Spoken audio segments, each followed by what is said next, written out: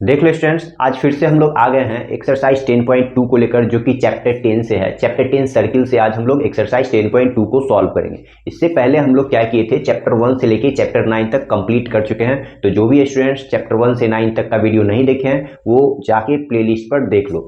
और क्या, तो जो भी स्टूडेंट्स को चैप्टर 1 से लेके 9 तक का थ्योरी चाहिए हो वो भी जाके टेलीग्राम पे सानू मैथ सर्च करो, वहां पे पीडीएफ में डाउनलोड कर लो। तो देख लो यहाँ पे हम क्या कर रहे हैं, आज एक्सरसाइज 10.2 को सॉल्व करेंगे, जो कि एनसीईआरटी बुक से चैप्टर 10 है। Chapter 10 circle. देख लो यहाँ पे क्या लिखा हुआ है, 10.2 का जो फर्स्ट क्वेश्चन है उसे हम सॉल्व करेंगे। तो सभी स्टूडेंट्स देखो, चैप्टर 10 एक्सरसाइज 10.2 में फर्स्ट क्वेश्चन क्या है। तो यहाँ पे लिखा हुआ है, from a point Q the length of the tangent to a circle is 24 cm and the distance of Q from the centre is 25 cm, the radius of the circle is. यहाँ पे कह रहा है क्या कि रेडियस, सर्किल का जो radius है वो क्या होगा, रेडियस फाइंड करना है। लेकिन उससे पहले क्या करेंगे, फिगर बना के दिखा रहे हैं कि वो फिगर क्या है। तो देख लो फिगर जो बनाएंगे, देख लो एक हम क्या किए, सर्किल बना लेते हैं, ठीक है। अब कह रहा है क्या, from a point Q the length of the tangent to a circle is 24 cm। एक पॉइंट Q है, ठीक है, यहाँ पे, और distance of Q from the centre is 25 cm। यहाँ पे देखो एक सेंटर बना लिए और सेंटर से इस Q का डिस्टेंस कह रहा है कि 25 सेंटीमीटर है। ये कह रहा है सेंटर से Q का डिस्टेंस जो है वो 25 सेंटीमीटर है। तो ये हमारा 25 सेंटीमीटर दे दिया है। और कह रहा है the length of tangent to a circle is 24 cm। और ये जो टेंजेंट है ना, इसका लेंथ कह रहा है 24 cm है। ये जो है ये है 24 cm। तो हमें क्या फाइंड करना है, तो रेडियस फाइंड करके दिखाना है इस क्वेश्चन में। देख लो रेडियस फाइंड करना है। Q को हम अच्छे से लिख दे रहे हैं, यहाँ पे क्या है, पॉइंट Q है। देखो ये जो पॉइंट है ना वो पॉइंट Q है। देख लो सेंटर से लेके, और ये जो पॉइंट Q है इसका डिस्टेंस 25 सेंटीमीटर दिया हुआ है। और देख लो ये टेंजेंट की लंबाई 24 सेंटीमीटर दिया हुआ है। कह रहा है कि आप रेडियस फाइंड करके बता दीजिए, यानी OP फाइंड करना है। देखो OP कैसे फाइंड होगा, रेडियस कैसे फाइंड होगा। तो हम लोग ना थ्योरम 10.1 चैप्टर 10 का जो सर्किल है उसका थ्योरम 10.1 में हम लोग पढ़े हैं कि ये जो रेडियस है वो परपेंडिकुलर होता है टेंजेंट पे, यानी OP परपेंडिकुलर PQ हम लोग थ्योरम 10.1 में पढ़ चुके हैं। तो जो भी स्टूडेंट्स नहीं देखा है वो प्लेलिस्ट में जाके देख लेना थ्योरम 10.1 को। तो यहाँ पे क्या होगा, 90 डिग्री का एंगल बनेगा ना, जब परपेंडिकुलर है तो ये क्या होगा, 90 डिग्री का एंगल बनेगा। और जैसे ही 90 डिग्री का एंगल बन रहा है तो इसको हम क्या कहेंगे, राइट ट्रायंगल कहेंगे ना। ये हमारा राइट ट्रायंगल है। और जब ये राइट ट्रायंगल है तो राइट 90 डिग्री के सामने वाला क्या कहलाता है, हाइपोटेनस। तो ये OQ क्या हो जाएगा, हाइपोटेनस हो जाएगा राइट ट्रायंगल का। और ये जो है हमारा बेस होगा और ऊपर ये परपेंडिकुलर होगा। देखो इस क्वेश्चन में हमें रेडियस फाइंड करके दिखाना। तो ये रेडियस क्या है, OP है। देखो जब ऑब्जेक्टिव क्वेश्चन हो ना तो ये क्या कहते हैं हम लोग, ज़्यादा लैंग्वेज लिखेंगे नहीं। जब शॉर्ट क्वेश्चन होगा ना तब जाके हम इसको थ्योरम 10.1 का यूज करके इसको राइट ट्रायंगल प्रूफ करेंगे। अभी ऐसे ही बना दो। देखो OP निकालना है, हम लोग पाइथागोरस थ्योरम लगाएंगे। जो पाइथागोरस थ्योरम में परपेंडिकुलर का फॉर्मूला हम लोग क्या लगाते हैं, तो h² माइनस b², यही ना लगाते हैं। और देखो ये जो परपेंडिकुलर है ये क्या दिया है, OP दिया हुआ है, इसी को तो रेडियस कहेंगे। और h के जगह क्या लिखा हुआ है, 25 का स्क्वायर, और बेस के जगह क्या दिया हुआ है, तो 24 का स्क्वायर लिखा हुआ है। देख लो तो यहाँ पे OP का वैल्यू क्या आ रहा है, 25 का स्क्वायर 625 आएगा और 24 का स्क्वायर 576 आएगा। अब देखो OP का जो वैल्यू आ रहा है, जैसे ही हम घटाएंगे इसमें 15 में से 6 जाएगा 9 होगा, और यहाँ 11 में से 7 जाएगा 4। देखो 49 आ रहा है, यानी क्या, रूट से जब 49 बाहर निकलेगा तो आ जाएगा 7 सेंटीमीटर।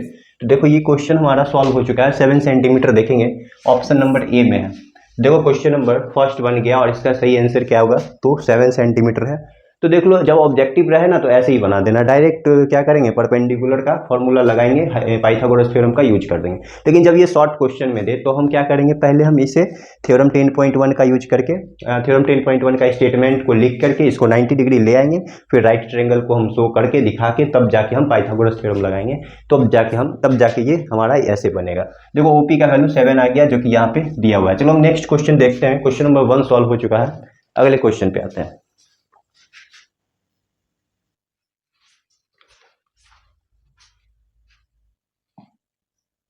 देखो दूसरा क्वेश्चन क्या है, यहाँ पे क्या लिखा हुआ है, देख लो। In figure 10.11 if TP and TQ are the two tangents to a circle with centre so that POQ 110 degree. देखो यहाँ पे POQ 110 डिग्री दिया हुआ है। उसके बाद इस क्वेश्चन में फाइंड क्या करना है, तो कह रहा है PTQ निकाल के बता दीजिए। PTQ ये एंगल को फाइंड करना है। देख लो PTQ निकालना है। और ये है ऑब्जेक्टिव क्वेश्चन, इसमें भी ज़्यादा दिमाग लगाना नहीं है। जब भी 4 ऑप्शन वाला क्वेश्चन रहे ना, जब भी 4 ऑप्शन दिया रहे तो हम क्या करेंगे, ज़्यादा प्रोसेस लिखेंगे नहीं, ज़्यादा कुछ लिखना नहीं है बहुत सारा। अब देख लो यहाँ पे 110 है। हम लोग थ्योरम 10.2 में क्या पढ़े हैं, हम 10.1 में क्या पढ़े हैं, तो थ्योरम 10.1 में पढ़े हैं कि जो रेडियस होता है वो परपेंडिकुलर होता है, जो रेडियस होता है वो टेंजेंट पे परपेंडिकुलर होता है, मतलब ये 90 डिग्री होगा और ये भी हमारा क्या होगा 90 डिग्री होगा। देखो ये 90 90 110 चारों एंगल का सम कितना होता है 360 डिग्री होता है, क्वाड्रिलेटरल है ये, और क्वाड्रिलेटरल का चारों एंगल का सम 360 डिग्री होता है। तो हमें PTQ फाइंड करना है, PTQ यानी सबको जोड़ दो तो 90 110 और फिर यहाँ पे 90 90 110 90 और ये PTQ है, यहाँ पे PTQ सबको जोड़ करके 360 कर देंगे। देखो 110 और 90 200 हो गया, और 200 में फिर 90 जोड़े 290 हो रहा है, और PTQ क्या होगा अपने जगह पे रहेगा। ठीक है, ये कौन सा रूल लगा है जो angle sum property of quadrilateral use कर रहा है। देखो ये ऑब्जेक्टिव है इसलिए हम कुछ लिख नहीं रहे हैं, अगर ऑब्जेक्टिव नहीं रहता तो बहुत कुछ लिखना पड़ता। क्या लिखते, पहले थ्योरम 10.1 का यूज करके यहाँ पे 90 लाते और फिर एंगल सम प्रॉपर्टी जो अभी यूज कर रहे हैं वो लिखते। तो देखो यहाँ पे PTQ का वैल्यू क्या आ रहा है, देख लो 360 है और ये 290 इधर आ गया तो क्या हो जाएगा -290 होगा। तो ये PTQ का वैल्यू क्या आ रहा है बताओ, जैसे ही हम घटाएंगे तो क्या आएगा 17 आएगा, देख लो 70 डिग्री आ रहा है, जो कि ऑप्शन नंबर बी में है। ऑप्शन बी में 70 डिग्री दिया हुआ है, देख लो ऑप्शन बी 70 डिग्री है। तो ये क्वेश्चन भी बन गया है। नेक्स्ट क्वेश्चन पे आते हैं, अगला क्वेश्चन क्या है, देखो अगला क्वेश्चन 3 क्या लिखा हुआ है। तो यहाँ पे लिखा है if tangents PA and PB from a point P to a circle with centre O are inclined to each other at angle of 80 degree. देखो ये एंगल 80 डिग्री दिया हुआ है, ये वाला जो एंगल है कहाँ चला गया, देख लो ये जो एंगल है ये हमारा क्या है 80 डिग्री दिया हुआ है। ये चीजें ये नहीं दिया हुआ है, देख लो POA इज इक्वल टू क्या होगा, यानी POA फाइंड करना है। POA देखेंगे कहाँ है, POA और मतलब ये एंगल फाइंड करके दिखाना है इस फिगर में। देखो इस फिगर में कह रहा है POA ये एंगल फाइंड करके बताइए, और क्या 80 क्या दिया है 80 क्या दिया हुआ है, तो हाँ ये वाला एंगल 80 डिग्री दिया हुआ है। ये टोटल क्या लिखा हुआ है P and PB from a point P to a circle with centre O incline to each other at angle of 80 degree. देखो दो टेंजेंट है और दोनों जो है वो 80 डिग्री एंगल पे झुका हुआ ये कह रहा है, और हमें क्या फाइंड करके दिखाना है, तो POA फाइंड करके दिखाना है। देख लो देखो कैसे फाइंड होगा, यहाँ पे पहले से हमें पता है कि ये 90 डिग्री है, पढ़ चुके हैं ना कि ये रेडियस जो है वो क्या होता है परपेंडिकुलर होता है टेंजेंट का, यानी क्या हो जाएगा ये 90 डिग्री हो जाएगा। और हम लोग देखो ये ऑब्जेक्टिव है तो इसमें भी तो हम ज़्यादा प्रोसेस नहीं लिखेंगे, क्या करेंगे देख लो यहाँ पे क्या करेंगे ना, ये 80 है तो इसको ना हम क्या करेंगे ये वाले एंगल को क्या लिख लेंगे, ये वाले एंगल को 40 लिख लेंगे, 80 है तो आधा कर लेंगे। कैसे आधा करेंगे पता है, क्योंकि हम लोग क्या करेंगे कि ये वाला ट्रायंगल और ये वाला ट्रायंगल को कॉन्ग्रुएंट करेंगे। कॉन्ग्रुएंट करने के बाद CP CT से क्या होगा, ये दोनों एंगल इक्वल हो जाएगा। जैसे ही इक्वल होगा तो क्या होगा, ये 40 और 40 में बढ़ जाएगा, ये 40 और ये 40 हो जाएगा, जो कि हम कर नहीं रहे हैं क्योंकि ये ऑब्जेक्टिव क्वेश्चन है। तो हम यहाँ पे ऐसे ही बता दे रहे हैं कि पहले ये दोनों ट्रायंगल को कॉन्ग्रुएंट कर देंगे और फिर क्या करेंगे, कॉन्ग्रुएंट करने के बाद ये 40 40 हो जाएगा। अब देखो यहाँ पे ये वाले ट्रायंगल में आ जाओ जिसका नाम क्या है POA फाइंड भी करना है, और POA ट्रायंगल में देखेंगे तो POA वाले में देखो कि POA ही फाइंड करना है। तो POA ये देखो ट्रायंगल का तीनों एंगल का सम 180 डिग्री होता है, तो ये 90 है ये 40 है, 90 40 हो गया कितना देख लो 90 प्लस 40 और फिर एक और है जो कि इसका नाम है POA।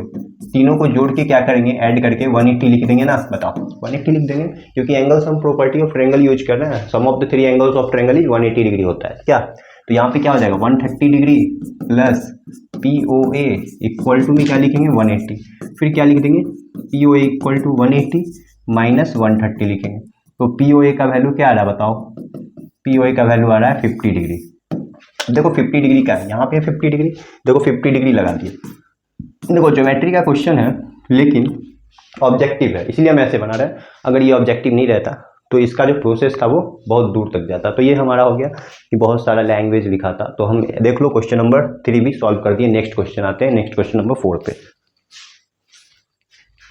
तो सभी स्टूडेंट्स देख लो कैसे बनाए, क्वेश्चन नंबर 4 सॉल्व करेंगे आप।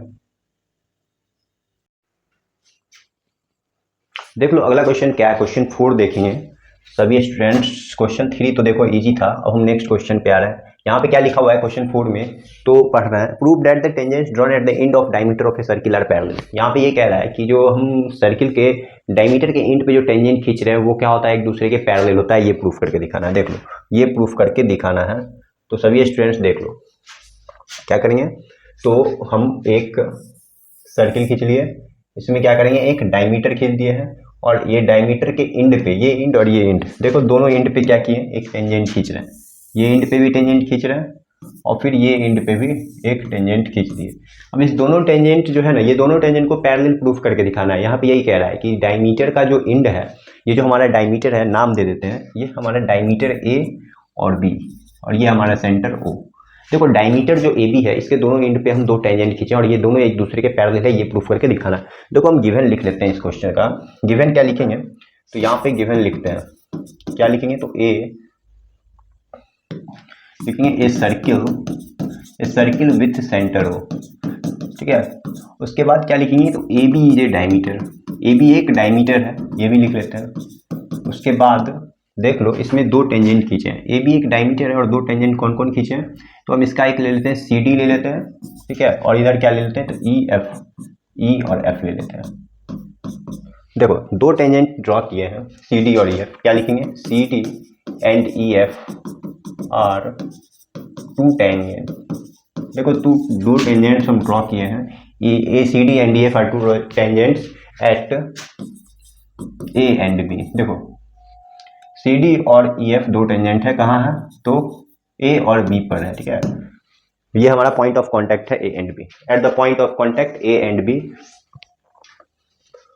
अब देख लो यहाँ पे प्रूफ क्या करके दिखाना है इस क्वेश्चन में। देख लो इस क्वेश्चन में क्या प्रूफ करके दिखाना है।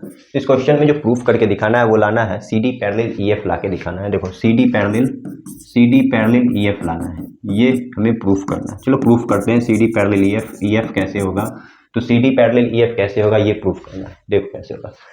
हम लोग थ्योरम 10.1 जो पढ़े थे उसमें क्या था बताओ, थ्योरम 10.1 का स्टेटमेंट क्या था। थ्योरम 10.1 का स्टेटमेंट याद करके बनेगा। और थ्योरम 10.1 में हम क्या पढ़े थे हम लोग, तो यहाँ पे हम लोग जानते हैं, लिख देते हैं, we know that tangent at any point tangent at any point of the circle is perpendicular to the radius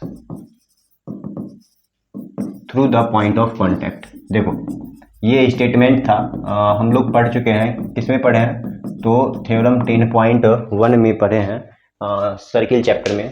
तो देख लो सभी स्टूडेंट्स, ये हम लोग पढ़े, we know that tangent at any point of the circle is perpendicular to the radius through the point of contact. मतलब ये जो हमारा सेंटर से जो हम ये रेडियस खींचे हैं ये टेंजेंट पे, तो वो क्या होगा, परपेंडिकुलर होगा। परपेंडिकुलर मतलब क्या है कि यहाँ पे 90 बनाएगा और ये जो हमारा ये इधर से इधर वो भी रेडियस खींचा, ये भी हमारा क्या होगा, परपेंडिकुलर होगा।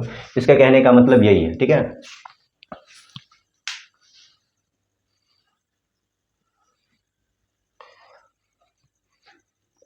तो देख लो इतना करने के बाद हम लोग क्या करेंगे कि ये जो ओ ए है वो परपेंडिकुलर क्या होगा, यहाँ पे क्या लिखेंगे, ओ ए परपेंडिकुलर सी डी लिख देंगे, ये बात लिख देंगे, ओ ए परपेंडिकुलर सी डी। इसके कहने का मतलब है कि ओ ए डी जो है वो क्या कर रहा है, 90 डिग्री बना रहा है। इसको हम इक्वेशन 1 ले लेंगे, ठीक है। उसके बाद फिर हम क्या करेंगे कि यहाँ पे ये भी बात तो लिख सकते हैं, O B perpendicular E F, तो यहाँ पे ये भी बात लिख रहे हैं, O B perpendicular E F, और इधर क्या होगा, तो इधर हम ना ओ बी ई को 90 लिख दे रहे हैं। जैसे ही परपेंडिकुलर होता है तो क्या करता है, 90 डिग्री बनाता है, तो इसको भी हम क्या कर लिए, इक्वेशन 2 ले लेंगे। अब क्या करेंगे कि दोनों इक्वेशन को देखेंगे और दोनों इक्वेशन का देखो कि आरएचएस सेम है। देखो यहाँ भी 90 है और यहाँ भी 90 है, दोनों 90 है, तो फ्रॉम इक्वेशन 1 और 2 करेंगे और दोनों इक्वेशन का जब आरएचएस सेम है तो क्या होगा, एलएचएस को भी सेम कर देते हैं। और एलएचएस है मेरा ओएडी और इधर है ओएडी और इधर क्या है, ओबीई है। देखो दोनों को सेम कर दिए ना। अब ये दोनों देखेंगे, ओएडी यहाँ पे है और ओबी यहाँ, ये दोनों ना अल्टरनेट इंटीरियर एंगल है। और हम लोग ना क्लास 9th में पढ़े थे कि जब अल्टरनेट इंटीरियर एंगल का पेयर इक्वल हो जाता है तो ये दोनों लाइन क्या हो जाएगा, पैरेलल हो जाएगा। और यही चीज़ तो प्रूफ करके दिखाना था। तो यहाँ पे क्या लिखेंगे, these are alternate interior angle, ये दोनों क्या है, अल्टरनेट इंटीरियर एंगल है। अल्टरनेट इंटीरियर एंगल ना, सॉरी, ये दोनों हैं अल्टरनेट इंटीरियर एंगल। तो यहाँ पे हम क्या लिख सकते हैं, देयरफॉर CD जो है वो पैरेलल होगा EF के, यानी CD पैरेलल EF हमारा प्रूफ हो चुका है। देखो तो ये क्वेश्चन नंबर 4 भी हो गया है हमारा सॉल्व।